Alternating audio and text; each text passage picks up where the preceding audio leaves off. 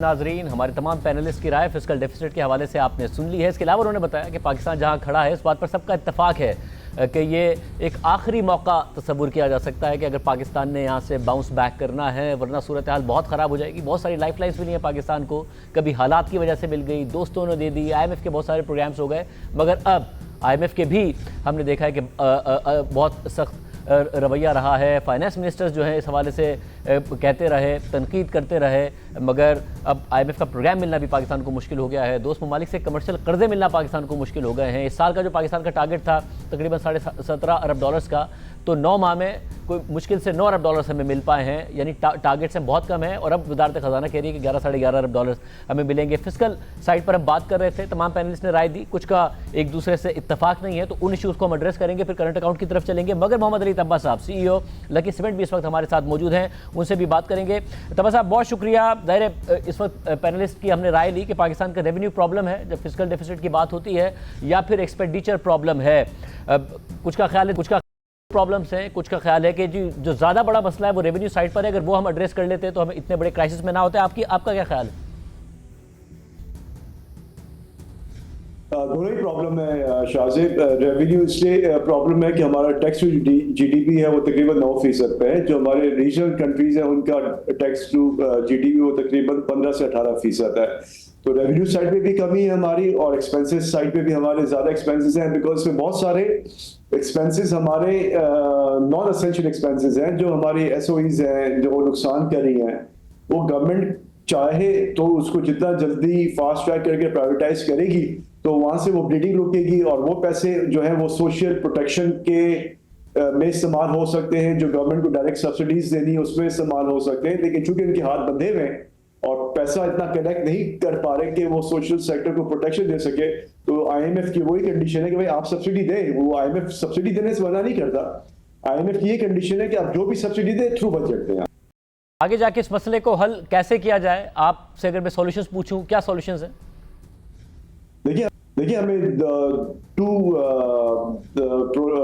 To prolong strategies करनी होंगी। एक तरफ ये है कि mobilisation of revenue is very important. Pakistan जैसा मुल्क 9% टैक्स टू GDP पे सर्वाइव नहीं कर सकता, तो हमें टैक्स ब्रॉडनिंग की जरूरत है, नॉट के हम इसको जो एग्जिस्टिंग सेक्टर जो पे कर रहे हैं उस पर एडिशनल टैक्स लगाते रहे, जो पाकिस्तान में हमेशा से बहुत सालों से ये एक स्ट्रेटजी रही है कि जो टैक्स नेट पे उनको आप पकड़ते रहें, जिसकी वजह से आप देखें ना कि आपकी इकोनॉमिक ग्रोथ बिल्कुल ही ना होने के बराबर हो गई है। बिकॉज ये पिछले 15-20 साल के मसले हैं, ये मैं नहीं कहूंगा कि ये मसले आज के हैं या पिछले 2 साल के, ये मसले पिछले 15-20 साल के हैं कि हमने हमेशा से एक शॉर्टकट स्ट्रेटजी अडॉप्ट की है कि किस तरीके से बस अपने 5 साल की हुकूमत में परफॉर्मेंस दिखा के निकल जाए, इसके बाद जो भी अगला हुकूमत में आता है वो अपने मसाइल खुद हल करे। तो मुल्क इस तरीके से नहीं चलते। मुल्क को चलाने के लिए आपको एक स्ट्रेटजी चाहिए, आपको एक प्रॉपर प्लान चाहिए, और जब तक हम वो उस प्रॉपर प्लान और स्ट्रेटजी को डेवलप नहीं करेंगे और सिर्फ वही माइंडसेट होगा कि अगले 2 साल 3 साल 5 साल हमें क्या करना है और अपने टाइम को किस तरीके से पूरा करना है ताकि अगली मरतबा इलेक्शन में हम दोबारा जीत के वापस आ जाए, ये इस तरीके से मुल्क नहीं चलते शाहजेब। हमारे पड़ोस मुल्क में भी आप देखें कि जो गवर्नमेंट है वो पिछले 2 टेन्योर से चली आ रही है और एक लॉन्ग टर्म अप्रोच के साथ वो काम कर रही है, वो शॉर्ट टर्म अप्रोच के साथ काम नहीं कर रही है। और जितने भी मुल्क हैं जो आज तरक्की कर रहे हैं, जिनकी इकोनॉमिक ग्रोथ है, जिनकी एक्सपोर्ट्स बढ़ रही हैं, वो एक बहुत लंबे प्रोग्राम के थ्रू काम कर रहे हैं। और यही स्ट्रैटेजी मेरे ख्याल में हमें पाकिस्तान में अब जरूरत है कि इसको हम लेके अडॉप्ट करें, वरना अभी ग्रोथ ही नहीं आएगी। आप वही 1.5% 2% ग्रोथ करते रहेंगे तो आपकी पॉपुलेशन की ग्रोथ उससे ज्यादा है, तो इन रियल टर्म्स आप नेगेटिव ग्रोथ में, और मुल्क नेगेटिव ग्रोथ में बहुत लंबा टाइम नहीं चल सकते। मैं पैनल की तरफ दोबारा आते हुए सॉल्यूशंस पे बात हो गई। फिर सब आप कुछ बातें आप करना चाह रहे थे, इसके अलावा डिसएग्री भी कर रहे थे मोहसिन साहब से, मगर वो भी बात कीजिएगा जो आप करना चाह रहे हैं। मैं तमाम पैनलिस्ट से राय लूंगा कि आगे किस तरह बढ़ा जा सकता है, मगर आप ये बताइए ना कि जो स्टेट के रेट है उसको इन्फोर्स के बगैर हम आगे बढ़ सकते हैं? यही रिटेलर, यही ट्रेडर क्या दुबई में जाके कह सकता है मैं शटर डाउन कर दूंगा अगर हुकूमत ने मेरे ऊपर टैक्स लगाया या मैं नहीं रजिस्टर कराता, मुझे रजिस्टर करा के दिखाओ? या फिर ये हो सकता है जो शब्बर जई साहब बताते थे कि जी एग्रीकल्चर पर टैक्स लगाने गया तो एक पॉलिटिशियन आ गया, उसने कहा बेटा तेरे बस की बात नहीं है, तो लगा के दिखा। जब रियल इस्टेट पर गया तो बाजवा साहब आ गए, बाजवा साहब ने कहा कि हमारे तो DHA का काम ही इससे चलता है, ये आप क्या करने लगे कि प्रॉपर्टी रीवैल्यूएट करने लगे उसकी जो वैल्यूज़ हैं। स्मगलिंग दरमियान में बंद हुई थी, अभी एज ऑफ नाउ अप्रैल के महीने में हालांकि गंदम की कटाई होती है, डीजल की ऑफटेक ज़्यादा होती है, नहीं है, हमें पीडीएल का लॉस होगा क्योंकि फिर ईरान से स्मगलिंग हो रही है, फिर उसको कोई रोकने वाला नहीं है, रिफाइनरीज के ऊपर प्रेशर आ रहा है, तो रियासत की रेट मुख्तलिफ एरियाज में इन्फोर्स के बगैर चल सकते हैं हम आगे? जी, आई थिंक एक बात तो मैं सिर्फ ये सबमिट करना चाहूँगा कि जब हम टैक्स टू जीडीपी रेशो की कैलकुलेशन करते हैं तो हमें एप्पल टू एप्पल जो है वो देखना चाहिए। एक तो ये है कि हमारे यहाँ 20% ऑफ आवर जीडीपी जो है वो टैक्स फ्री है, एग्रीकल्चर जो है, तो हम जो 80% ऑफ जीडीपी पे हम ये 9% को कैलकुलेट करें तो वो तकरीबन 11%। 20% एग्रीकल्चर हो गया, 17% रिटेलर हो गया, 37% बाहर हो गया। मैं आपको बता रहा हूँ ना उसका सारा रिकन्सिलिएशन, तो उसको तो आप रिटेलर पे तो टैक्स है ना, कलेक्ट नहीं हो रहा, तो मैं तो ये कह रहा हूँ जिस पे टैक्स नहीं है, यानी टैक्स नहीं है ना, एग्रीकल्चर पे तो जो है वो टैक्स नहीं है, और आपके उस पे वो प्रोविंशियल है। और हमारा दूसरा मेरा पॉइंट ये है कि हम जो कंपेयर करते हैं इंडिया से, तो हम सिर्फ हमारी जो फेडरल टैक्स टू जीडीपी है उसको कैलकुलेट करते हैं, उनका जो है वो प्रोविंसेस और उनके स्टेट शामिल हैं, तो वो शामिल करके करते हैं, तो जब हम इनको शामिल करेंगे तो हमारा रेट जो है वो कंपेरेबल बेहतर हो जाएगा। शायद बहुत बेहतर नहीं होगा, दो चीज़ों बहुत बेहतर नहीं होगा, के बाद, लेकिन 18th अमेंडमेंट के बाद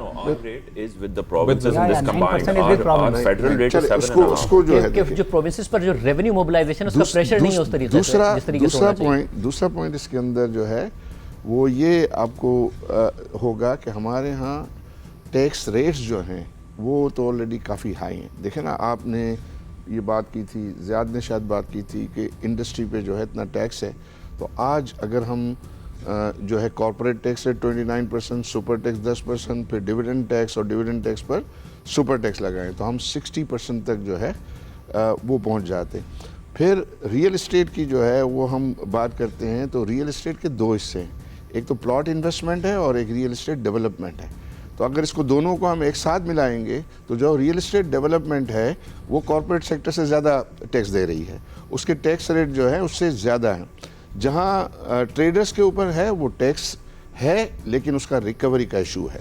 तो मतलब ये है कि ये बहुत क्लियर करना बहुत ज़्यादा ज़रूरी है। पिछले साल क्या हुआ, पिछले साल जो है वो ये हुआ कि हमें एडिशनल रेवेन्यू चाहिए, सारे का सारा उन्होंने जो है वो लोड कर दिया सुपर टैक्स वगैरह लगा के, जो लोग पहले से ही जो है वो टैक्स दे रहे थे, तो उसकी क्लियरिटी जो है वो बहुत ज़्यादा ज़रूरी। फिर लीकेजेस की बात हुई, शायद जफ़र साहब ने लीकेजेस की बात, आसान सी बातें सामने, ये फाटा जो है, फाटा 100 अरब रुपये का जो है वो टैक्स वहाँ जो है वो टैक्स एवेजन हो रहा है। मतलब ये है कि वो उसके नाम से लेते हैं लेकिन सारा पाकिस्तानी मार्केट में माल जो है वो बेच रहे। सिर्फ स्टील में हमारा एक जो है फ्लैट स्टील है 20 अरब रुपए का जो है वहाँ लीकेज है। तो ये चीज़ें नज़र नहीं आ रही है पॉलिटिशियंस को कि जो इसको जो है वो ठीक करे। इसी तरह म्यूचुअल फंड में जो मनी मार्केट फंड इतना फ्लरिश कर रहे हैं वो टैक्स आर्बिट्राज है, उसके अंदर टैक्स आर्बिट्राज है कि अगर आप गवर्नमेंट सिक्योरिटीज़ में जो है डायरेक्ट करेंगे तो आपको 29% है, और अगर आप म्यूचुअल फंड के ज़रिए करें तो 15% टैक्स है। तो ये जो 14% का है ये नज़र नहीं आ रहा है इसको कि जो है इसको हम किस तरीके से जो है प्लग करें। तो ये बड़ी चीज़ें जो हैं वो सामने हैं। फिर ये ट्रेडर्स की बात होती है तो ट्रेडर्स जो है उनका जीडीपी में जो है वो शेयर है 18% और उनका टैक्स है सिर्फ 1% कंट्रीब्यूशन, तो वो भी इन्फोर्समेंट का मामला है ना, उसमें रिकवरी का जो है वो मामला है। तो वो चीज़ों की ज़रूरत है। होता ये है कि अगर हम ये बात करते हैं तो उसमें और टैक्स जो है लो, बल्कि मैंने तो अभी प्राइम मिनिस्टर आए थे उनको मैंने कहा आप जो अगर चाहते हैं पाकिस्तान में कोई इन्वेस्टमेंट और पाकिस्तान की तरफ देखें पाकिस्तान में 3 बड़ी नेगेटिव चीज़ हैं। एक एनर्जी कॉस्ट जो है वो रीजन से बहुत ज़्यादा है, नंबर 2 हमारा इंटरेस्ट रेट जो है वो रीजन से बहुत ज़्यादा है, और हमारा टैक्स रेट जो है रीजन से बहुत ज़्यादा। तो अगर ये 3 चीज़ें होंगी ज़्यादा तो क्यों कोई इन्वेस्टर पागल हुआ है जो यहाँ आएगा और वो कंपेयर करेगा। तो इवन लोकल इन्वेस्टर्स भी जो है नई इन्वेस्टमेंट नहीं कर इसको ठीक। तो मैंने ये कहा कि आप इसको जो है सुपर टैक्स को कम से कम 5% कम करें। 450 बिलियन रुपीज़ जो है उससे कलेक्ट होते हैं सुपर टैक्स में, आप आधे जो है वो गिव अप कीजिए, एक्टिविटी बढ़ेगी। फिर दूसरा, टैक्स रेट से रेवेन्यू नहीं बढ़ता है, रेवेन्यू जो है वो बढ़ता है एक्टिविटी बढ़ाने से बढ़ता है। तो एक्टिविटी आप बढ़ाएं, कॉम्पिटिटिव करें बिजनेसेस को, ताकि ज़्यादा अभी आजकल जो हाई इंटरेस्ट रेट में शाहजेब भाई ये हमारा सीमेंट जो 30% हमारा कैपेसिटी का नहीं बिकता है यहाँ, और इधर जो है पिछले दिनों जो है वो जो कंसेशनल जो है वो टैक्स स्कीम आई थी, तो उन्होंने क्या उसको सीमेंट में जो है वो एक्सपेंशन के लिए फर्दर जो है वो जो है ये लोन दे दिया गया था 2-3% पे। तो अब खाली आके यहाँ लग के वो मशीन जो है लोहे खाली यहाँ पड़े आप हुए टर्फ थे। की बात कर रहे हैं? जी हाँ, टर्फ की मैं कि बात कर टर्फ रहा के हूँ। अंदर जाहिर ये तनकीद होती है कि टर्फ में ज़्यादा बेहतर अंदाज में उसको पोजीशन किया जा सकता था कि आप टेक्सटाइल में भी स्पिनिंग को ना देते, मजबूर करते कि वैल्यू एडेड की तरफ जाए, जिसकी बात में जाहिर है उस बाद सिंपल करना चाहिए था टर्फ में आपको, only for export oriented industries, that's it. और एक्सपोर्ट में भी वैल्यू एडेड की तरफ। जी वो वजन की नगार के ऊपर देखें, फिलहाल तो आपका प्रॉब्लम ये है कि आपको एक्सपोर्ट्स बढ़ानी है। अब वो बिल्कुल डिफरेंट डिस्कशन है, आई गेस वो आपने शायद करंट एक्सपोर्ट्स अकाउंट की में तरफ बात मैं आ किया रहा हुआ, हूँ, तो उस पे हम बात मैं करेंगे। सवाल ही दोबारा फ्रेज कर देता हूँ। एक तो टू द पॉइंट किस तरह रेट अपनी स्टैब्लिश करें, कुछ बातें आरिफ हबीब साहब ने की हैं, आप उससे अग्री करते हैं डिसएग्री करते हैं, मगर साथ ही क्योंकि सारे प्रॉब्लम्स लिंक्ड हैं। जो आरिफ हबीब साहब कह रहे हैं कि जी हमारे जो टैरिफ्स हैं वो खित्ते में सबसे ज़्यादा हैं, टैक्स जो है वो इंडस्ट्री पे ज़्यादा लग रहा है, वो इसलिए कि फिस्कल डेफिसिट को हम फिल करने के लिए जो मुख्तलिफ इंटरेस्ट रेट्स भी हमारा इसलिए ज़्यादा है कि माजी में फिस्कल डेफिसिट का प्रॉब्लम था, जिसकी वजह से करंट अकाउंट डेफिसिट हुआ, जिसकी वजह से आज हम इसको किसी भी तरीके से हमने शरह सूद बढ़ाई हुई है। जो बिजनेसेस है पाकिस्तान के वो कंप्लेन करते हैं कि जी जो बैंक्स हैं उनका इंटरेस्ट नहीं है कि वो आएँ और हमें कर्ज दें। अब 22-23% पे तो शायद उनके लिए वायबल भी नहीं है, इसलिए 80% से भी ज़्यादा बैंक्स ने इन्वेस्ट किया हुआ है गवर्नमेंट सिक्योरिटीज़ में। मगर जब कम इंटरेस्ट रेट्स होते हैं तब भी बैंक्स कोशिश नहीं करते, उनके लिए बड़ा आसान रास्ता है। एक तो सर एक तनकीद गवर्नमेंट पर है कि आप अपना फिस्कल डिसिप्लिन ठीक करें ताकि बैंक की डायरेक्शन प्राइवेट सेक्टर की तरफ हो, बट बैंक्स के ऊपर भी है कि स्ट्रॉन्ग हो गए हैं मगर उनका फिर भी जो सिमत है वो नहीं है प्राइवेट सेक्टर को मजबूत करने में। जी मेरे ख्याल से ये जो तनकीद है ये कोई अनफाउंडेड नहीं है, ये बिल्कुल सही तनकीद है, एंड आई थिंक बैंकों को ज़्यादा करना चाहिए, मैं इससे बिल्कुल डिसएग्री नहीं करता। मगर बात ये कि बहुत सारी चीज़ें हम पे मुद्दा ऐसे डाल दिए जाते हैं जो शायद अनजस्टिफाइड नहीं। बैंक्स बहुत हद तक बहुत डिफरेंट तरीके से कंट्रीब्यूट कर रहे हैं टुवर्ड्स टैक्सेशन। हमारा जो टैक्स है वो हाईएस्ट है as a percentage in the region, किसी भी पूरे रीजन में ये टैक्स रेट नहीं है जो हमारा है, और पूरे पाकिस्तान में भी इस वक्त सबसे हाईएस्ट टैक्स रेट ब्रैकेट जो है वो बैंकों का है। तो सो देयरफॉर ज़रूर तनकीद कीजिए, मगर एक और बात के जहन में रखिएगा कि अगर यही बैंक्स जो हैं कल को वो अपना जस्ट आर्ग्यूमेंट से अगर वो पुल कर लेते हैं प्लग और गवर्नमेंट को पैसे नहीं देते, तो फिस्कल डेफिसिट आप कहाँ से करेंगे fund? 95% of the fiscal deficit funded by the banks. But मैं बैंकों को डिफेंड करने के लिए मेरा ख्याल है शायद शाहजेद साहब उसके लिए हम एक अलग प्रोग्राम रख लेंगे, क्योंकि अगर आज उस पर हम चल पड़े तो बड़ा तो मसला हो जाएगा। जो स्टेट की रिट है टैक्स मोबिलाइजेशन में, जिसकी वजह से हम यहाँ खड़े हैं, वो कैसे की जाए? अच्छा देखिए, एक तो मैं आरिफ भाई जो अभी बात कर रहे थे, मैं उस पर गुजारिश करना चाह रहा हूँ कि तीनों जगह पे टैक्स लगा हुआ है। रियल स्टेट पे भी टैक्स है, एग्रीकल्चर पे भी टैक्स है और रिटेल पे भी टैक्स है। ये तीनों सेक्टर मिला के 52% ऑफ द इकोनॉमी है। We are just not collecting the tax.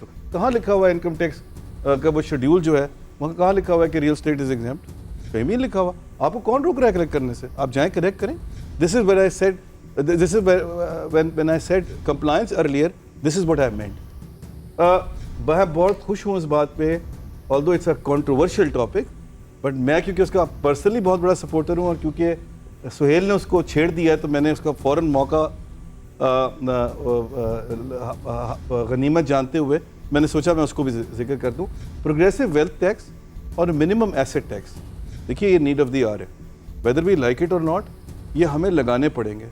If we अगर ये हम दोनों चीज़ें कर लेते हैं तो 2% ऑफ द GDP में ऐड हो जाता है। And how far we'll escape from it?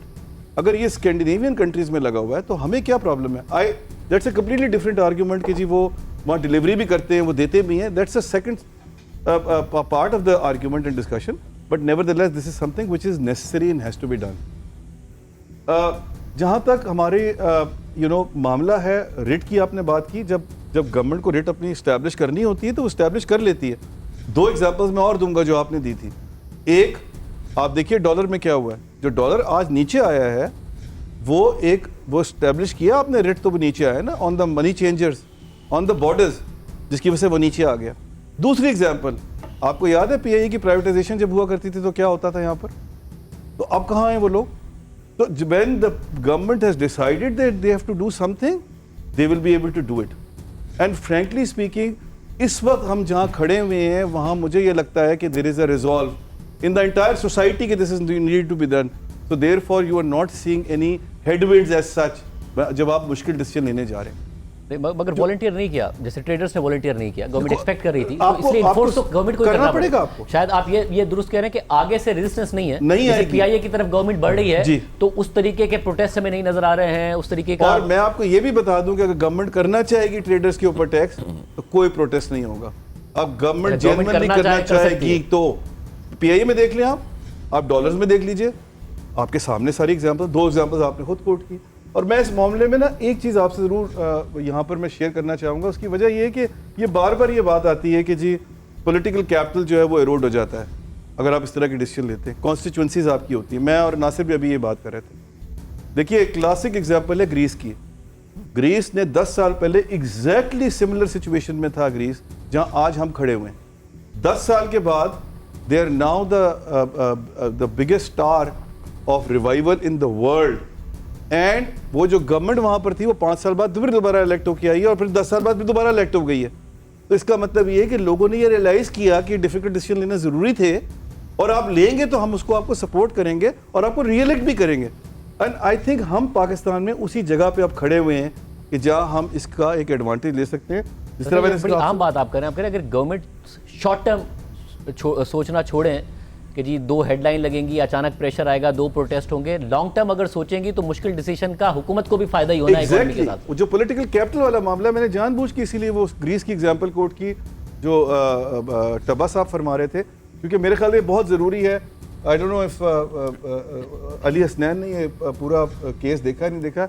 Greece is a classic example कि किस तरह उन्होंने रिवाइवल किया डिफिकल्ट डिसीजन लेके। देन यू नो एक चीज़ मैं शायद साहब थोड़ा सा लंबा हो रहा है मगर मैं क्योंकि फिस्कल का मामला इतना इंपॉर्टेंट मामला है, ये सारे दूसरे मसले से सब जुड़े इससे हुए हैं। linked आपका है। Long term to medium term की इन्फ्लेशन, आपके इंटरेस्ट रेट्स, आपका Everything is current linked account to सब इस मसले से जुड़ा अब हुआ है। देखिए मामला क्या है। मामला ये है कि अब आप आ गए आईएमएफ के प्रोग्राम में, और अगर आप आईएमएफ के प्रोग्राम में आ गए हैं तो फिर आपके लिए ग्रोथ लाना बड़ा मुश्किल होगा, बिकॉज आईएमएफ का प्रोग्राम स्टेबलाइजेशन का प्रोग्राम। तो फिर क्या किया जाए? जो सवाल है वो ये किया जाए कि जो आपके पास रिसोर्सेज आएंगे फिस्कल, चाहे आप अपनी इनकम बढ़ाएं या एक्सपेंसेस कम करें, आइदर वे जो आपके पास पैसे आएंगे वो आपने ह्यूमन डेवलपमेंट पे लगाने हैं। और ह्यूमन डेवलपमेंट में आज हम 161st नंबर के ऊपर है out of 191 countries. Least development में हम फॉल करते हैं।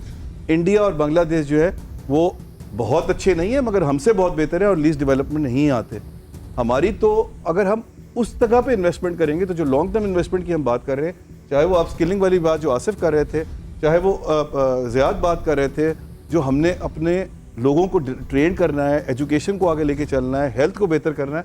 Pakistan is the worst on the diabetes level 30.8%, in world average is 9.8%। और ये तेजी से पहुंचा है, तेजी बहुत जल्दी से से। ये नंबर डायबिटीज में पाकिस्तान एक मैं और आप अगर मुझे इजाज़त दे दे, मैं सिर्फ एक आखिरी बात, सॉरी Current account मैं में थोड़ा नहीं जा स्ट्रेच कर रहा हूँ।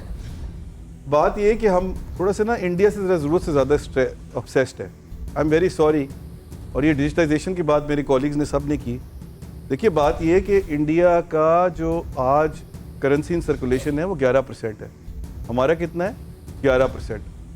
तो वो ये जो पूरी डिजिटाइजेशन की बात होती है, उन्होंने बहुत अच्छा काम किया, बट उसमें उन लोगों को अंदर लाना जो है वो डिजिटाइजेशन पर से नहीं करेगी। This is what I am trying to highlight here. वैसे मगर इंडिया में जो डिजिटाइजेशन हुई है उससे फायदा हुआ है इकोनॉमी को, डॉक्यूमेंट करने का बहुत ज्यादा फायदा हुआ जी, है। मैं आपको अब बता रहा वहाँ हूँ, बड़ी दुकान से लेकर ठेले तक में आपको उस डिजिटाइजेशन का इम्पैक्ट नजर आता है जी, जो हमारे मैं यहाँ तो नहीं। आपसे नंबर शेयर कर रहा हूँ शाहजेब। 11% करेंसी सर्कुलेशन है, 45% इनफॉर्मल मार्केट है, Pakistan is 35%, Pakistan currency circulation 11%। जो उनकी फॉर्मल इकोनॉमी है उन्होंने उसमें बड़ा बेहतरीन काम किया डिजिटाइजेशन का। मैं जो पॉइंट यहाँ लाना चाह रहा हूँ वो ये, और ये आपके फिस्कल से रिलेटेड है इसलिए मैंने जान के हाईलाइट किया, टेक्नोलॉजी आप ज़रूर लेके आइए मगर टेक्नोलॉजी पर से विल नॉट मेक श्योर कि आपके जो है ना कलेक्शंस बेहतर हो जाएंगी। जैसे मेरा ख्याल है हमारे जो इस साइड के पैनलिस्ट हैं उनके लिए बहुत सारे सवाल जमा हो रहे हैं, बट आप मोहम्मद नासिर सलीम साहब आप ऐड करना चाह रहे थे अपना तो 2-3 चीज़ें हैं। आई थिंक जो पॉइंट्स जफ़र साहब ने रेस किए हैं they spot on. But Greece का अगर आप वो केस स्टडी देखें तो there was huge resistance from the population. Unemployment rates, I forget, but they were maybe like at one stage 2/3 of the population was unemployed. So हमें as the 5th most populous country, I think Greece से सीखना चाहिए maybe इतना radically इतना suddenly नहीं करना चाहिए, but if we do not take this opportunity now we will be forced to do it, because वहाँ पे IMF and everybody said if you are not going to do this we don't care what happens to अभी तक भी you. IMF को गालियां बड़ी पड़ती हैं हमारे मुल्क में, मगर जो थोड़े बहुत रिफॉर्म हुए वो IMF के प्रेशर में ही हुए हैं। लेकिन हमने फोर्स के तहत ही किया है जो भी किया है। एक तो हमें शाज़ेब माइंडसेट चेंज करना है, ये IMF के प्रोग्राम्स नहीं है। अगर आप हमारे रिपोर्ट्स देखें, पाकिस्तान बिजनेस काउंसिल की भी ज़ायद हसीन दोज रिपोर्ट्स 2020 की मैं रिपोर्ट देख रहा था, there very very common things. इसको पाकिस्तान का एजेंडा जब तक हम लोग as panelist, as politicians, as any citizen, if we do not understand कि this is a Pakistan agenda, तो हम लोग हमेशा फेल करेंगे। तो आई थिंक एक तो ओनरशिप की बात है। दूसरा, थोड़ा सा ज़फ़र साहब से मैं डिसएग्री करता हूँ कि जो कैप्चर ऑफ डेटा है इस वक्त डिजिटल इज़ द ईजीएस्ट वे। अब वहाँ पे कैश की ट्रांजैक्शन भी हो रही है, QR की भी हो रही है, दैट्स अ डिफरेंट थिंग। सो थोड़ा सा हट के देर आर सर्टन थिंग्स जो कि हम कहेंगे कि जी digital Pakistan is medium term, but there are certain things that can be done straight away. तो अगर आप GCC का एग्जांपल दें, वहाँ पे कोई भी, और वहाँ पे एक्सपेट पॉपुलेशन बहुत बड़ी है, nobody can be paid cash by law, there has to be a wallet। और माशाल्लाह से पाकिस्तान में अब बहुत सारे वॉलेट प्रोवाइडर्स हैं जो कि आप 5 मिनट के अंदर अपनी वॉलेट खोल सकते हैं। दुनिया के अक्सर ममालिक में इवन इन रेस्टोरेंट्स कहीं भी आप जाए वो कैश नहीं लेते, वो कहते हैं आप कनेक्ट कार्ड से पे कर दें, अकाउंट कैश नहीं हमारे accept पास हैं, करेंगे। HPL में और बैंकों के पास है। तो the market is right there. Bank accounts जो हैं अब हम डिजिटली भी ओपन कर सकते हैं, आसान अकाउंट बड़ी आसानी से ओपन हो सकता है।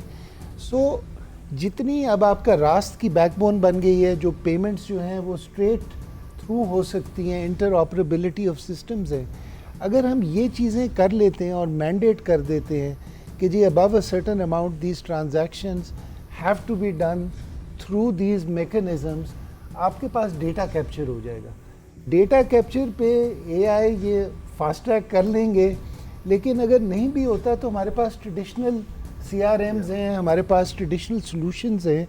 सो this is something to help with the revenue side of the fiscal deficit. Secondly, आपका सवाल था शाज़ेब कि इन सब को हम मैप कैसे करेंगे। उसके अंदर you know there are alternate ways that we can look at how we map them. It's just a matter of using the right mechanism. So for example, जो भी SME है वो कहीं से ख़रीदता है और वो एक बड़ा, अगर वो S है तो वो M हो सकता है या वो कमर्शियल हो सकता है, whatever। अगर उधर सप्लाई चेन से मैंडेट आ जाता है कि all of these will be documented transactions, आपकी वो भी ऑटोमेटिकली डेटाबेस में आ जाती हैं in terms of where things are, and then you can start from the top, industry by industry, sector by sector, pick the supply chains and capture it.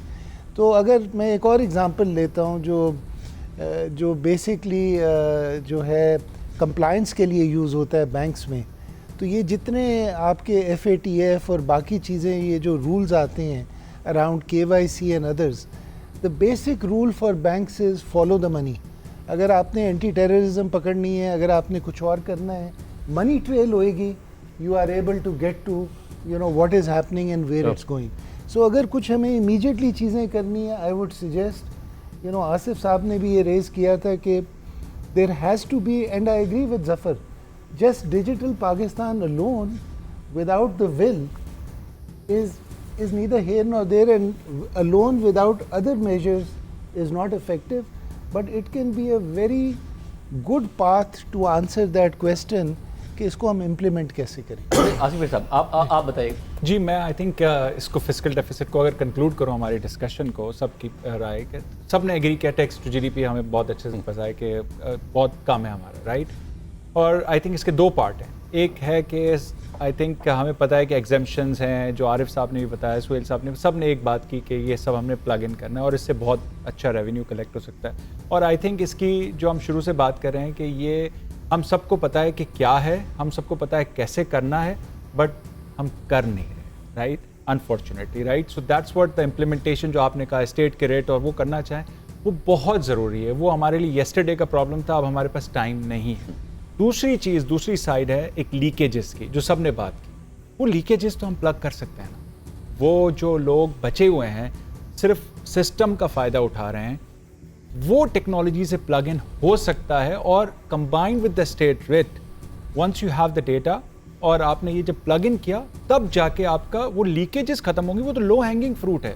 वो FBR, customs, digitisation, वो तो बहुत low hanging fruit है, क्योंकि इतनी integrations मौजूद है। नादरा बहुत जनरेट करता है डेटा, वो ओपन कर दे। बैंक्स के पास ओपन बैंकिंग API है, वो ओपन करते हैं डेटा आपके पास। पावर कंपनीज, टेलीकॉम, इतना डेटा है कि कोई बंदा इस मुल्क में टैक्स दिए बगैर नहीं बच सकता अगर हम चाहें तो again to echo what my colleagues have said here, खाली डिजिटल से तो ऑफ कोर्स अगर आपने इन्फोर्स नहीं करना, डिजिटल क्या करेगा?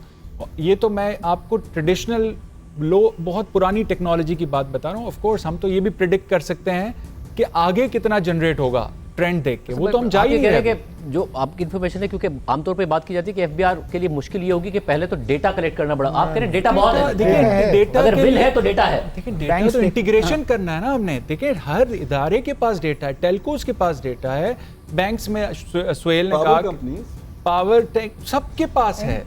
हर महीने उम्रे पे जा रहे हैं, हर महीने उम्रे पे जा रहे हैं, उसका डेटा है सर। हर महीने है, हर इनफैक्ट रमजान में बहुत सारे लोग उम्रे पर गए हैं, इसके अलावा हर महीने जा रहे हैं, तो वो सारा डेटा मौजूद है। एक बंदा तो पूरा स्पेंडिंग करता है। अब हर चीज तो कैश से नहीं कर सकता। आई डू अंडरस्टैंड कि वो हमें डिजिटाइज, देखिए आप कहते हैं डिजिटाइज करनी इकोनॉमी, राइट? आपकी जो फिनटेक्स आई वो स्ट्रगल करती हैं इस मुल्क में, क्योंकि उनको क्या इंसेंटिव है, वो तो लॉस करती हैं पैसे। जितनी फिनटेक बनी है, ये डिजिटल वॉलेट्स को अगर आपने प्रमोट करना है तो उनको इनेबलिंग एनवायरनमेंट भी तो देना है। EMI लाइसेंस दे देंगे, लेकिन उसको आपने कॉस्ट इफेक्टिव बनाना है, उसको इंसेंटिवाइज करना है कि वो ग्रो कर सकें, फ्लरिश कर सकें। वो फ्लरिश नहीं कर पा रही। आपकी स्टार्टअप डिजिटल सप्लाई चेन को, आपको मैं 6 एग्जांपल्स दूंगा जो बनी डिजिटल सप्लाई चेन को रिटेलर्स को B2B के लिए इंटीग्रेट करने के लिए। बहुत सारे स्टार्टअप्स क्रिएट हुए, क्योंकि बहुत बड़ा प्रॉब्लम है। हमारे रिटेलर्स हैं वो डिजिटाइज है ही नहीं, उनकी सप्लाई चेन सारी startup, most of them are failed, they are burning the cash. तो इन्वेस्टमेंट आ नहीं रही, गवर्नमेंट उस डिजिटल ट्रेडर्स को सपोर्ट नहीं कर रहे, तो वो फेल होती जा रही है। तो जो डिजिटाइजेशन का जो हमारा विजन था ना, वो नीचे की तरफ आता जा रहा है, क्योंकि ये फिनटेक्स वगैरह इन्वेस्टमेंट्स बाहर से। इकोनॉमी जब स्टेबल होती है, जब पॉजिटिव इकोनॉमी होती है, तब इन्वेस्टमेंट आती है, FDI आती है। आपने एक देखा कि अब इन्वेस्टमेंट स्टार्टअप्स में आना रुक गई है। जो आ रही थी, एक बोनेंजा था, एक साल में हमने $650 मिलियन स्टार्टअप्स में इन्वेस्ट हुए। सबको फोमो हो गया था कि पाकिस्तान में स्टार्टअप में इन्वेस्ट नहीं करेंगे, इतनी बड़ी पॉपुलेशन वाली अपॉर्चुनिटी है। यहाँ की सप्लाई चेन, देखिए सबसे बड़ा पाकिस्तान में क्या एडवांटेज है, supply chain in Pakistan, and इतना बड़ा सप्लाई चेन, इतनी बड़ी पॉपुलेशन है, सबको सब कुछ चाहिए, on export to the world. ये हमारे लिए बहुत, सप्लाई चेन हम यहाँ पर डिजिटाइज करेंगे, टैक्स भी कलेक्ट होगा, आपके पास डेटा हर सिस्टम से आएगा, और फिर FBR या कोई भी इदारे हैं, उनको सिर्फ विल दिखानी है टू एग्जीक्यूट एंड एग्जीक्यूट। तो उससे आपका टैक्स कलेक्शन बहुत आसानी से, मैं ये नहीं कह रहा कि, लेकिन करेंगे नहीं तो जाहिर है होगा कैसे। ये बात अब हम सबको पता है, हमें सिर्फ एग्जीक्यूशन पे फोकस करना है। एग्जेम्पशंस मेरे कोलीग्स ने बता दी, लीकेजेस हम रोक सकते हैं। अगर ये दोनों कंबाइन होगा तो एक्सपोनेंशियल रिजल्ट आएंगे और जल्दी आएंगे। ज़ियाद बशीर साहब, अगर आप क्योंकि रिटेल साइड से भी आप अपना एक्सपीरियंस शेयर कर रहे हैं, इंडस्ट्री की साइड से भी, अब जहाँ पर डिबेट पहुंची है, वहाँ पर जो पाकिस्तान के कुछ मसले कहे जाते हैं कि जी FBR के पास कैपेसिटी नहीं है, FBR के पास डेटा नहीं है, वो मसला हमारे पैनलिस्ट की राय कि तो मसला ही नहीं है। डेटा भी बहुत मौजूद है। अगर आपने की विल है तो कितने लोग उम्रे पे जा रहे हैं, कितने लोग ट्रैवल कर रहे हैं, कहाँ क्या शॉपिंग कर रहे हैं, हर चीज़ कैश पर नहीं होती है, बिल्कुल ठीक कह रहे हैं। बहुत सारी टिकट आप बुक करते हैं, होटल्स आप बुक करते हैं, सारे काम आपको ऑनलाइन करने पड़ते हैं, डेटा है। ज़फ़र मसूद साहब ने कहा कि अगर रियासत ने फैसला कर लिया कि रिटेल से उसने टैक्स लेना है तो फिर ले लेगी। जैसे रियासत ने फैसला कर लिया PIA प्राइवेटाइज करना है, तो हेडलाइंस अब नहीं है कि जी प्रोटेस्ट हो रहे हैं, हेडलाइन यही है कि प्राइवेटाइज हो रहा है, किस तरीके से 2 हिस्सों में तकसीम हो रहा है, क्या प्लान होगा प्राइवेटाइजेशन का। तो वाकई अगर बिल है तो चाहे वो रियल इस्टेट हो, चाहे वो रिटेल हो, चाहे एग्रीकल्चर हो, उसे टैक्स जमा हो सकता है। It's not a simple answer, easy नहीं है। ये जो कह रहे हैं, डेफिनेटली जो PIA का एग्जांपल इन्होंने दिया है 100% करेक्ट कि एक बार डिसीजन ले लिया है तो ले लिया है। बट PIA में वो जो प्रॉब्लम था, that was a political problem, कि वो एक it is one thing, one person controlling the unions और व्हाटएवर, तो उनका प्रॉब्लम था। जब उनको कह दिया होएगा कि नहीं करें, और जिन्होंने मैसेज पैगाम दे दिया होगा वो बड़ा स्ट्रॉन्ग पैगाम दिया क्या होगा। रिटेल भी एक पॉलिटिकल प्रॉब्लम नहीं है? नहीं, रिटेल इज फ्रैगमेंटेड ना, it's not one company, it is retailers बहुत हैं, छोटे उस रिटेलर्स पर मिफ्ता इस्माइल कहते हैं कि आप बजाय इसके कि एज अ होल उनसे डिस्कस करें, आप इंडिविजुअली डिस्कस करें, ज्वेलर से अलग करें, उससे अलग कोशिश करें, सबसे अलग money changer is a classic example. हर एक का इंटरेस्ट है मनी चेंजर में, कर दिया ना उसको, सीधा कर दिया। तो माय पॉइंट इज ये देखें, मैं तो कहता हूँ what if they go on strike, मैं कहता हूँ व्हाट, वो तो वैसे ही टैक्स नहीं दे रहे, 10 दिन बंद होंगे, 15 दिन, अगर वो 15 दिन बंद भी हो गए, वो पूरा रेवेन्यू जाएगा to the people who are connected to the net, तो उसमें तो गवर्नमेंट का फायदा ही है। इनको बंद होने दो 15 दिन, उसके बाद ये खुद भीगे मांगने आएंगे कि वापस खोल दो। तो मैं तो कहता हूँ स्ट्राइक करने दो, फायदा आएगा, गवर्नमेंट को टैक्स भी आएगा, वो जाके उसी शॉप पे जाएंगे जो खुला हुआ है, जो खुला हुआ है वो तो टैक्स दे रहा है। तो ये तो फायदा है कि स्ट्राइक होके बंद हो और ये जाए, तो जो लोग दे रहे हैं वही फ्लरिश होंगे। तो मैं तो कहता हूँ स्ट्राइक से तो आपको डरना ही नहीं चाहिए, इट्स अ पॉजिटिव। और गवर्नमेंट चाहे तो ये रिटेलर से को डॉक्यूमेंट भी कर सकती है, पॉइंट ऑफ सेल अगर चाहते, क्योंकि बहुत ज़्यादा ऐलान हुए थे कि जी POS सिस्टम आएगा, हर एक के पास होगा, और इस तरीके से वो थोड़ी डिफरेंस और इंसेंटिव दे दे लोगों को आने की, और वो भी कह दे कि हम वो आपका पिछला विच हंट नहीं करेंगे, हम ये नहीं देखेंगे कि आपने पिछला कितने, लोग डरते हैं ना, वो बोल रहे हैं कि हमारे पिछले सब अकाउंट्स खुल जाएंगे, तो उनको वो दे देनी चाहिए एमनेस्टी टाइप स्कीम के, हम अच्छा आप अब दे दें, हम पीछे नहीं देखेंगे जो आपका था। तो लोग ये भी बहुत डरते हैं इससे। बड़ा आपने कहा मुश्किल जवाब है, जवाब तो आसान था। आप कह रहे गवर्नमेंट चाहे तो कर सकती है, नहीं, कर दे ट्रेडर्स को बंद, अगर वो 10 दिन करते हैं स्ट्राइक करने दें, फॉर्मल की तरफ लोग जाएंगे। द अदर थिंग इज ये जो हम कह रहे हैं कस्टम साइड भी है, इस पे बहुत आपकी मिस इनवॉइसिंग हो रही है, you know things are under declared, पूरा आते हैं आपकी चीजें दुबई आ जाते हैं, उसमें आपकी स्विच बिल ऑफ लेडिंग आ जाती है, जो आपके गुड्स होते हैं मिलियंस ऑफ डॉलर्स के। चाइना का एक्सपोर्ट डेटा और हमारा इंपोर्ट डेटा जो हम चाइना से कर रहे हैं, दोनों में इतना बड़ा फर्क आता है, बहुत बड़ा फर्क आ रहा था। मगर अभी तो ये जो हमने इलेक्ट्रॉनिक डेटा इंटरचेंज भी एग्रीमेंट्स की थी, वो भी अब तक एक्सिक्यूट नहीं हुई है। चाइना ने भी अभी मना कर दिया है, गो स्लो कर दिया है, और UAE ने तो मना ही कर दिया है, बिकॉज उनका तो पूरा कार्गो ही इस पे चलता है। अगर वो इस पे आ जाएंगे तो उसके थ्रू जो पूरा उनके कोऑपरेशन से नहीं, हमें अपनी इन्फोर्समेंट से ही मसला हल करना पड़ेगा अपने ही चीज़ों से। मगर हो सकता है, मगर ये करना पड़ेगा, और हमें ये करना पड़ेगा कि रूल्स चेंज कर देने पड़ेंगे, कि जैसे हम कहते हैं original bill of lading should be in the container, it can not come with switch bill of lading. तो जहाँ से ओरिजिनल कंटेनर आया है, हमें वो information should be in the container, we should not allow. थोड़े लीगल इशूज है बड़े छोटे से, but if you change them, जब ये जो लीगल इश्यूज हैं और जब हम बिट्स एंड पीसेस में देख रहे हैं तो, और हम डिस्कस कर रहे हैं एक एक इन्फॉर्मेशन को, ऐसा लग रहा है कि अभी तक ऐसा लग रहा है कि अगर गवर्नमेंट की विल हो तो गवर्नमेंट कर सकती है। तो ज़्यादा साहब रिटेल को से भी एसोसिएटेड, आप मैं दोबारा कह रहा हूं, टेक्सटाइल से भी, इंडस्ट्री, आपको लगता है वाकई ये चाहे वो अंडर इनवॉइसिंग का मसला हो, चाहे वो स्मगलिंग का मसला हो, चाहे वो टैक्सेशन का मसला, गवर्नमेंट कर सकती है? अभी ये जो नादरा की बातें कर रहे थे, so I am on the committee which was with NADRA and FBR, I sit on the committee, so we collected all the data, हमने पूरा डेटा उठा लिया, over 20 different lifestyle data points, travel सबका उठा लिया, बैंक अकाउंट्स उठा लिए, कितनी गाड़ियां हैं, कितनी अगर आर्म्स लाइसेंसेज हैं, I mean everything we picked it up, data भी चर्न कर दिया। मगर वही बात है, पॉलिटिकल डेटा है, डेटा पूरा आपने उठा के दिया, रेडी, मगर उसके ऊपर FBR ने कुछ नहीं किया, एनफोर्समेंट अभी कुछ नहीं की। अभी I think Dev just started sending notices out, तो हम लोग ने अभी I think Dev given around, वो डेटा एक एक चीज का है, किसके पास कौन सी गाड़ी है, किसने क्या ट्रैवल किया, कि पूरा इनकम पड़ा हुआ है उनका, इनकम नहीं sorry wealth but also deemed income. और उनका बेसिकली हमने क्या किया है, हमने एक एल्गोरिथम लगा दिया है कि लेट्स से कि पर्सन X जो टैक्स दे रहा है, अगर उसके पास 2 प्रॉपर्टी है, 3 गाड़ी हैं, ये है सब कुछ, इतने फ्लाइट ट्रैवल पे जा रहा है, और एक बंदा जो वो सेम कर रहा है बट टैक्स नहीं दे रहा है, तो उसके ऊपर सेम लाइबिलिटी होनी चाहिए। तो उसका एक पूरा एक कनेक्ट बन गया है अभी। मैं जिस तरीके से पैनल इस तरफ मूव कर रहा है, मुझे ऐसा लग रहा है कि मसला इतना बड़ा है नहीं जितना कि हमने अपने एक्शन ना लेने की वजह से बना दिया है। अगर एक्शन हुकूमत ले तो मसला हल हो सकता है। और जो जाद बशीर साहब ने बातें बताई वो तो बड़ी इंपॉर्टेंट है। डेटा सारा का सारा हमने दिया, ये पैनल आप उस बोर्ड पर मौजूद है, नादरा, और वो आपने वो डेटा भी दिया।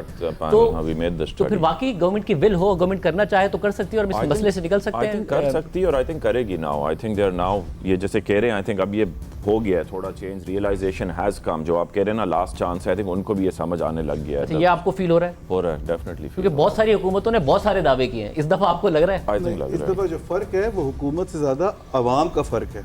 We are all talking about 3 घंटे संडे को जियो टाइम एलोकेट कर रहा है, तो आप कॉस्ट लगा रहे हैं ना इस पे, you think this is important.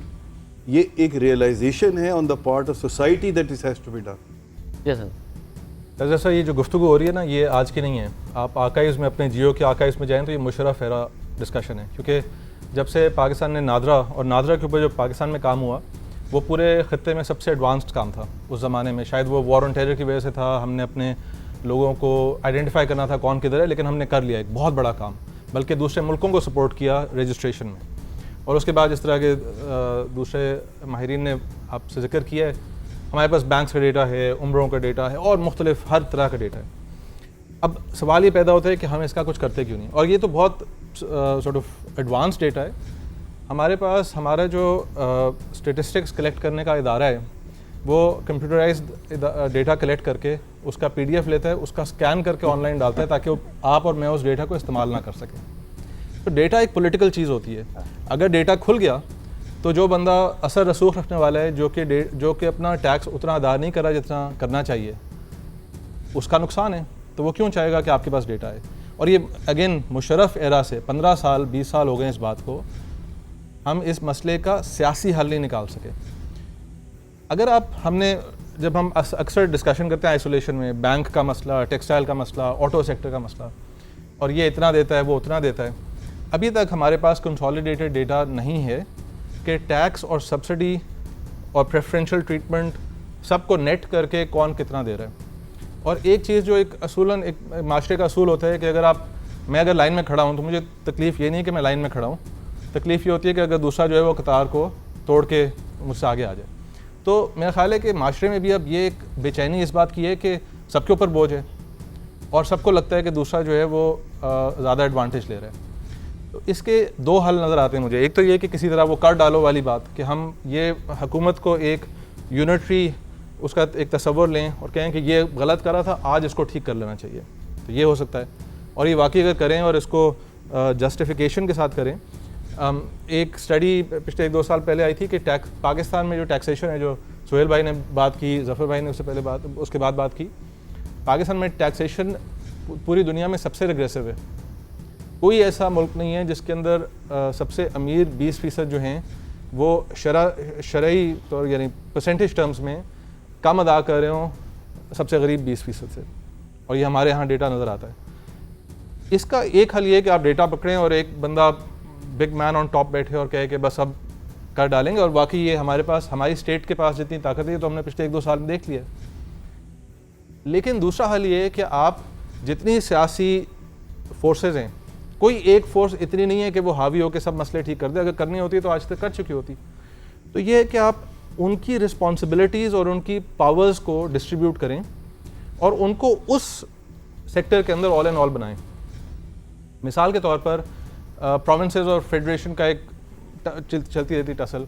With in provinces हमारे पास डेवोल्यूशन नहीं है टू द तहसील लेवल। तो पहले एग्जांपल हम ग्रीस की दे रहे थे। मैं काफ़ी स्टडी करता हूँ चाइना की 70s की हिस्ट्री को। चाइना में 70s में अगेन इसी तरह का क्राइसिस था, हमसे गरीब थे पर कैपिटा टर्म्स में।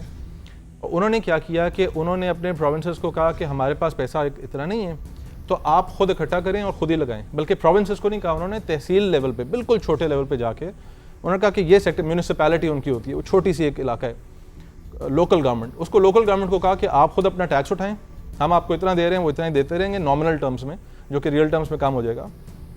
लेकिन आप वो जो ब्यूरोक्रेट बैठा हुआ है वो अगले 5-10 साल उधर ही बैठा है, उधर से टैक्स करेगा, उधर ही लगाएगा और अपने ऊपर लगाएगा। तो अगर वो ब्यूरोक्रेट जो है वो चाहता है कि वो 10 साल बाद खुशहाल हो तो उसको अपनी तहसील से रेवेन्यू इकट्ठा करना है। मैं ख़ुद ऐसी गवर्नमेंट की कमेटीज़ के ऊपर बैठा हूँ जिसका काम था कि टैक्स पॉलिसी अगले साल की डिसाइड करनी थी, और जो लैक ऑफ एनर्जी और जो लैक ऑफ कमिटमेंट थी वो इसलिए थी क्योंकि हुकूमत को एक यूनिटरी तो नहीं है। वो जो MNA या वो जो MPA बैठा है या जो उसकी पॉलिटिकल पार्टी है वो देख रही है कि अगर हम अभी पहला कदम लेंगे तो हमें गालियाँ पड़ेंगी, राइट। सो इसका एक हल ये है कि आप उन्हें कहें ठीक है आप खुद फैसला करें, लेकिन आपको फेडरेशन की तरफ से पैसे इतने नहीं मिलेंगे, उसके भी फॉर्मूले हम फिगर आउट कर सकते हैं। दूसरा ये है कि आप फिर जो वाकई हम सब इस बात पे मुत्तफ़िक़ हैं कि वो ताकत एग्जिस्ट करती है और वो डेटा एग्जिस्ट करता है, तो फिर कर डालें। वो जो आप बात कर रहे थे चाइना वाली तहसील की, उसमें अकाउंटेबिलिटी वाला एलिमेंट जो मैंने और आपने पहले भी डिस्कस किया था, सर मैं बड़ा ज़रूरी है। थोड़ा सा मैं इस पर इख्तलाफ ही करूँगा कि चाइना के अंदर उस टाइम पीरियड के अंदर करप्शन बड़ी थी। अकाउंटेबिलिटी दो तरह से आती है, एक ये कि आपके ऊपर एक बंदा ऐसा बैठा हो कि जो कलेक्ट कर रहा है, he was accountable to the people that he has to invest the money there. Sir, he was not just accountable. एक अकाउंटेबिलिटी होती है कि ऊपर से आपके ऊपर डंडा आ रहा है, राइट। वो अकाउंटेबल आप जैसे कह रहे हैं, पीपल को इस तरह था, एंड मोर देन अकाउंटेबल, उसका इंसेंटिव आपने अपने एरिया की डेवलपमेंट से जोड़ दिया था, राइट। अभी आप जाएं किसी तहसील के अंदर, असिस्टेंट कमिश्नर जो है उसकी तनख्वाह कितनी है, उसके पास इक़्तिदार कितना है और वो दिन में कितने घंटे आके काम करता है। अगर आप ये 3 चीज़ें देख लें, आप इस बात पे कन्विंस हो जाएंगे कि हमने अपने इंसेंटिव अरेंज सही नहीं किए, तो you can fix it. I think तो बड़ी आप बात है कि जो अली हसन अभी ये कह रहे थे कि 15 साल से डिबेट यही हो रही है जनरल मुशर्रफ के एरा से। अब डिबेट यही इसलिए हो रही है क्योंकि मसाइल वही हैं, मसाइल हमने हल ही नहीं किए। जब मसाइल हल नहीं होंगे तो डिबेट वही होगी। मगर मैंने डिबेट में मोहसिन साहब ये फ़र्क ज़रूर देखा है कि जब हम पहले डिबेट किया करते थे तो मसाइल वही होते थे, मगर ये होता था कि अगर ये नहीं करेंगे तो ये करना पड़ेगा। अब कहीं और से टैक्स नहीं जमा कर रहे थे तो तनख्वाहदार से और ज़्यादा टैक्स इकट्ठा करना शुरू कर दिया, इंडस्ट्री से और ज़्यादा टैक्स इकट्ठा करना शुरू कर दिया। अब मैं ये फ़र्क ज़रूर देख रहा हूँ कि डिबेट ये है कि मसाइल तो वही हैं, मगर मसाइल का हल कोई ऑल्टरनेट नहीं है। मसाइल का हल ये है कि आपने वही मसला हल करना है, उसकी जगह बाकी सारे एरियाज़ को आप एग्जॉस्ट कर चुके हैं। तो आप अब इस बात से मुत्तफिक हैं कि वाकई डेटा है, अगर गवर्नमेंट की विल है तो काम हो सकता है। जी शादे भाई, मेरे ख्याल में इस दफ़ा थोड़ी सी सीरियसनेस इसलिए नज़र आ रही है कि हमने पिछले 25-30 साल में 40% इन्फ्लेशन होते हुए नहीं देखा। हमने जो गुर्बत की सतह है जितनी बढ़ी है अभी उतना नहीं देखी। जीडीपी पिछले 5 साल में 2% एवरेज बढ़ी हमने नहीं देखा। तो अभी जो इश्यूज़ इतने सीरियस हैं कि अभी कोई हल नहीं है। और इसमें जो ज़फ़र साहब ने एग्जांपल दी वो बिल्कुल सही है। जो हमने करेंसी को कंट्रोल किया, जिसके लिए वर्ड यूज़ अखबार वाले ही करते थे, आप सहाफ़ी लोग, डंडा। और मुझे तो वाशिंगटन से और वर्ल्ड बैंक से फ़ोन भी आ गया कि यार ये तो आप एक आज़ादी को रोक रहे हो। तो अब यहाँ लोगों को पता ही नहीं है कि डॉलर लेना बेचना आज़ादी नहीं है, वो इलीगल है। डॉलर लेना बेचना सिर्फ एक्सचेंज कंपनीज़ का काम है। मगर अब सब ने एक्सेप्ट कर लिया कि वहाँ पे नॉन कंप्लाइंस। इसी तरह अफ़गान ट्रेड में भी कुछ इश्यूज़ थे जो हमने या एजेंसीज़ ने उसको रोके। तो आई थिंक हल डंडा ही है। अब इन्फोर्समेंट कह रहे हैं, मेरे ख्याल में डंडे से अलावा कोई हल है ही नहीं। सारा डेटा है। आई थैंक द पैनल, सब ने ये एक्सेप्ट किया कि डिजिटलाइजेशन ज़रूरी है, मगर जो डेटा है उस पर इन्फोर्समेंट तो की जाए, वो नहीं हो रही। हमने पता नहीं कितनी एमनेस्टी स्कीम्स दी सिर्फ ये कह के कि जब पैसा आ जाएगा सिस्टम में तो टैक्स बढ़ जाएगा। कुछ नहीं हुआ। ये सारी जो बातें हैं सब अपने सेल्फ मुफाद के लिए कर रहे हैं, मगर टैक्सेशन में उसका कोई अभी तक फ़ायदा नहीं हुआ। And I agree with Arif साहब जो उन्होंने अच्छा क्लैरिफाई किया कि टैक्स टू जीडीपी तो कम है मगर डिसप्रोपोर्शनेट है। 4 बच्चे हैं, कमा 1 रहा है, 3 नहीं कमा रहे। और जहाँ तक प्रॉपर्टी का है, लेकिन प्रॉपर्टी में ये सवाल नहीं है एग्रीकल्चर में टैक्स नहीं है, तो कम टैक्स है। आप सारे कराची लाहौर के पॉश इलाकों में एक अपार्टमेंट है 10 करोड़ का, उसका साल का प्रॉपर्टी टैक्स है 50,000 से लाख रुपए। ठीक है, दुनिया में 1 से 2% होता है। इंडिया का एक छोटा शहर पूरे पाकिस्तान से ज़्यादा प्रॉपर्टी टैक्स लेता है। तो रियल एस्टेट में ज़रूरी नहीं है कि जब मैंने प्लॉट खरीदा तो पुणे का टैक्स जो है पूरे सिंध से ज़्यादा है या पूरे पंजाब से ज़्यादा है। करेक्ट, मेरे ख्याल में कराची में 2 बिलियन है और प्रॉपर्टी की वैल्यू भी ज़्यादा है, 2 बिलियन है। उनकी वैल्यूएशंस भी ठीक हैं। कराची में 2 बिलियन है और मुंबई में सिर्फ 200 बिलियन से ज़्यादा है। तो मैं ये कह रहा हूँ कि प्रॉपर्टी में डेवलपर को टैक्स लग रहा है जो प्लॉट खरीद रहा है, इसके अलावा जो रह रहा है उसको भी तो टैक्स देना है ना। अगर एक बंदा 10 करोड़ के अपार्टमेंट में रह रहा है, वो अमीर तरीन है, तो उससे आप साल का लाख रुपए लेंगे या 1.5 लाख रुपए लेंगे। अच्छा, उसमें भी कभी आपने सुना है कि एक अपार्टमेंट को सील कर दिया गया क्योंकि 5 साल से वो प्रॉपर्टी टैक्स नहीं देता? ये भी नहीं होता। कोई डिफ़ॉल्ट का तो कुछ है ही नहीं। तो आई थिंक औरंगजेब साहब सही कह रहे हैं कि हमारे यहाँ जो लेजिस्लेशन है उसमें बहुत सारे जो टैक्सेस हैं जो डिफ़ॉल्टेड हैं वो कलेक्ट नहीं हुए। GIDC पे कुछ कंपनीज़ ने जो स्टे ऑर्डर लेके जितना वो साल में कमा रही हैं, मतलब 3 साल में जितना टैक्स था उतना कमा लिया है। तो आप ये सोचें ये कितना एम्बिग्यूटी है या कितना बड़ा लीकेज है। तो मेरा तो फर्म बिलीफ है जो इस दफ़ा के लिए कि जिस तरह ये अफगान ट्रांजिट ट्रेड और करेंसी को कंट्रोल किया गया है और जो पाकिस्तान के शदीद बुरे हालात हैं उसमें डंडे के अलावा या इफ़ेक्टिव इन्फोर्समेंट से हम 3,000-4,000 अरब रुपए का टैक्स जमा कर सकते हैं। और जिस तरह आरिफ साहब ने भी कहा अगर इंटरेस्ट रेट कम आएंगे तो 1,000-2,000 वहाँ से हो जाएगी। तो हमारा जो 7-8% है वो बासानी अगले 3-4 साल में 3-4% डंडा कहते हैं, जो कि ज़ाहिर करेंसी मार्केट की बार बार मिसाल दी जाती है। तो साहब वाकई डंडे की ज़रूरत है या डंडे की भी ज़रूरत नहीं है, विल की ज़्यादा ज़रूरत है? जैसे वो कह रहे हैं कि अगर आप ट्रेडर्स को लगाएंगे तो जो ट्रेडर्स टैक्स नहीं देना चाहते, उल्टा जो फॉर्मल है या जिन्होंने पॉइंट ऑफ सेल लगा लिया या जो टैक्स देते हैं उनकी तरफ लोग चले जाएंगे। डंडा देने के लिए विल की ज़रूरत है। हमने जमहूरियत को इतना एम्फसाइज कर लिया। जमहूरियत का मतलब है मादर पिदर आज़ाद, मुझसे कोई पूछे नहीं। तो अगर आप कंप्लाइंस करते हैं, जिसको मैं कंप्लाइंस कहता हूँ या इन्फोर्समेंट है, वो हमारी आवाम को नागवार गुजरती है। जमहूरियत का मतलब कानून तोड़ना तो नहीं है ना। जब आप टैक्स नहीं देते तो आप कानून तोड़ सही कह रहे हैं। मगर आप जब भी करेंसी पे हुआ था ये, तो डंडे का वर्ड यूज़ होता था, मतलब अंग्रेजी अखबार डंडा लिखता था, डंडा ऑन करेंसी एक्सचेंज। मगर फिर लोगों को कानून की इन्फोर्समेंट के लिए भी हमें ये लफ्ज़ इस्तेमाल करना वो हम समझते हैं कि चूंकि हम जमहूरी मुल्क में हैं तो टैक्स ना देना जो है वो मेरी आज़ादी है। ठीक है, तो वो कंप्लायंस या इन्फोर्समेंट जो है मेरे ख्याल में उसी से अगले 3 साल में IMF में रहते हुए ये डेफिसिट 4% तक आ सकता है। डेफिसिट अच्छा, ये 4%। शाजिब I साहब think- ये जो डेटा वाली बात हो रही थी, this is the new gold, और डेटा का हमारा सिर्फ प्रॉब्लम बड़ा एफबीआर को पूरी एक्सेस होनी चाहिए डेटा की, बैंक अकाउंट्स तक, सब तक। बिल्कुल एग्जैक्टली मैं आपसे ये कहने आप वाला था। बैंक एसोसिएशन के चेयरमैन के तौर पर सपोर्ट कर रहे हैं आप ले लीजिए, हमें कोई इतराज नहीं है, लेकिन वो आपके पास वैसे ही डेटा जो है ना नादरा से मौजूद है, so it doesn't make a difference. पर देखिए नादरा को एक्सेस है एफबीआर नहीं, मैं आपको एक और बात को भी हो जाए। दो चीजें और हैं। बात ये कि एक तो एक्सेस टू द डेटा आज भी इट्स अ बिग इशू। ये नादरा बहुत मुश्किल से डेटा देगी टू एफबीआर, ये भी प्राइम मिनिस्टर को खुद इंटरवीन करना पड़ेगा तो जाएगा। आप मुझे पीटीए से डेटा निकलवा के दिखा दीजिए, मैं शाजिब साहब आपको मिठाई खिलाऊंगा। तो इंटरनेट बंद हो सकता है, इंटरनेट बंद किया जा सकता है, सारी डिस्कोर्स डेटा निकलवाने का नहीं पता मुझे, सारी इंटरनेट बंद डिस्कोर्स के पास इतना जबरदस्त डेटा मौजूद है, आप वो निकलवा के दिखा दीजिए, मैं आपको दोबारा मिठाई खिलाऊंगा। ये हमारा डायलेमा है। Access to the data is a bigger problem. ये तो शबरदस्त साहब भी कहते थे कि जो डिस्कोर्स का डेटा है कि जिनके पास कमर्शियल कनेक्शन है उनके जरिए आप Exactly. लगा सकते हैं, मगर वहां पर और भी दूसरा failure एक और प्रॉब्लम है, वो कॉस्ट का प्रॉब्लम है। जो एक्सेस टू द डेटा है उसकी क्या कॉस्ट देनी पड़ती है आपको to utilize this for your purposes, वो इतना महंगा है इन फॉर नादरा से डेटा एक्सेस करना is at least 10 times more expensive than what is out there in India. अच्छा, मैं क्योंकि अगले ब्रेक पर जाने से पहले करंट अकाउंट की तरफ हम मूव कर रहे हैं ताकि इस पर बात की जाए। आरिफ भाई साहब, ज़ाहिर है जो बूम बस्ट का साइकिल है हमारा, जो बड़ा बड़ा छोटा सा है, वो करंट अकाउंट की फिस्कल प्रॉब्लम आता है, उसके बाद करंट अकाउंट प्रॉब्लम हमारे पास आ जाता है। अभी पिछले दिनों आप मेरे प्रोग्राम में थे तो आपने जब ये बात की कि आगे आपको चीज़ें इसलिए अच्छी नज़र आ रही हैं कि इन्फ्लेशन कम होगी, इन्फ्लेशन कम होगा, इंटरेस्ट रेट कम होगा, इंटरेस्ट रेट कम होगा, कोई 2-2.5 हज़ार अरब रुपए की इंटरेस्ट पेमेंट्स कम होंगी, जिससे हुकूमत को फिस्कल स्पेस मिलेगा। तो मेरा अगला सवाल आपसे फिर यही था कि फिस्कल स्पेस मिलेगा, फिर खर्चे होंगे, फिर इंपोर्ट बढ़ेगी, फिर करंट अकाउंट आएगा और हम फिर इसी साइकिल में खड़े होंगे, फिर महंगाई आएगी, फिर इंटरेस्ट रेट बढ़ेगा। तो इस साइकिल से निकलने के लिए मतलब क्योंकि ज़ाहिर है हम इशू को एड्रेस कर रहे हैं इंपोर्ट्स कर्टेल करके, 24 करोड़ आवाम के मुल्क के लिए 60-70 करोड़ की डॉलर की इंपोर्ट, 60-70 अरब डॉलर्स की इंपोर्ट ज़्यादा नहीं है। हमारा प्रॉब्लम एक्सपोर्ट प्रॉब्लम है यहाँ पर, वो कैसे बढ़ेगी? जी, आई थिंक एक और बात मैं काफ़ी देर से अपने आप को जो है जब्त कर रहा था, और वो बात हुई थी हमारी जो है वेल्थ टैक्स के सिलसिले में।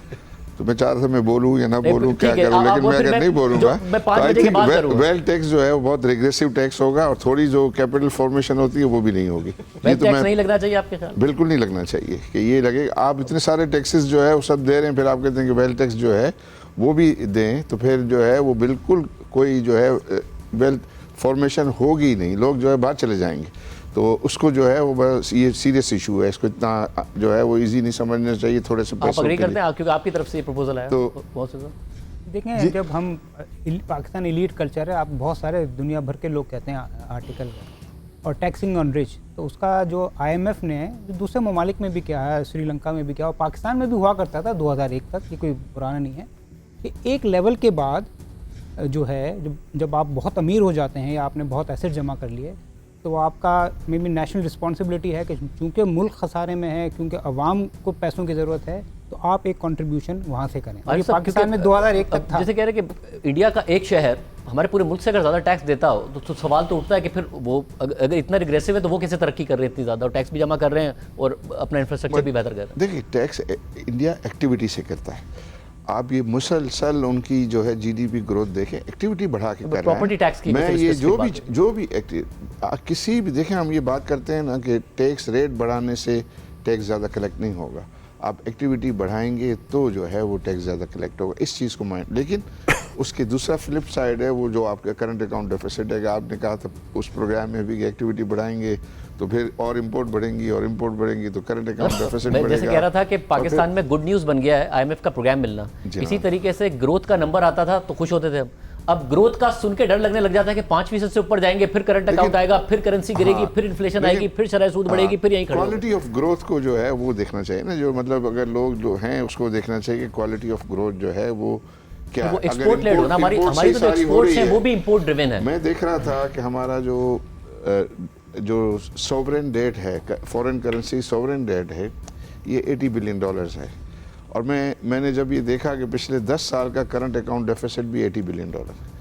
तो हमने ये जो अपने ऊपर कर्जा जो $80 बिलियन का किया हुआ है, ये पिछले 10 साल का करंट अकाउंट डेफिसिट जो है वो हमने फाइनेंस किया हुआ उससे, और उसमें हमने 2-3 साल ऐसे देखे कि जिसमें $16 बिलियन से लेके $20 बिलियन तक का हमने। मैं अगेन क्वेश्चन दोबारा रिफ्रेश करते हुए कि दुनिया सेलिब्रेट करती है अपना वो साल जिसमें वो सबसे ज़्यादा ग्रोथ का होता है, हम कोसते हैं उस साल को, उन 2 सालों को, 2017-18 6% की ग्रोथ, $19 अरब का करंट अकाउंट डेफिसिट, 2021-22 6% की ग्रोथ, $17.5 अरब का करंट अकाउंट डेफिसिट।